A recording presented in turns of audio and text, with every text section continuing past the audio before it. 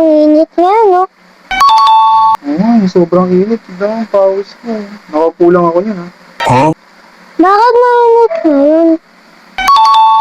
Summer. Tsaka dahil sa global warming. Taray. Pero di mo pa kasi alam, hindi mo pa maintindihan. Mapag-aaralan nyo yun pagdating mo ng grade 4, 5, or 6. Paano dapat natin gawin? Dapat gawin ay, ano, ang hirap kasi explain kasi hindi mo pa maintindihan. May tinatawag kasi na, ozone layer. Yun, nung elementary ako, sabi ng teacher ko, numinipis daw yun. Kagagawa ng mga tao.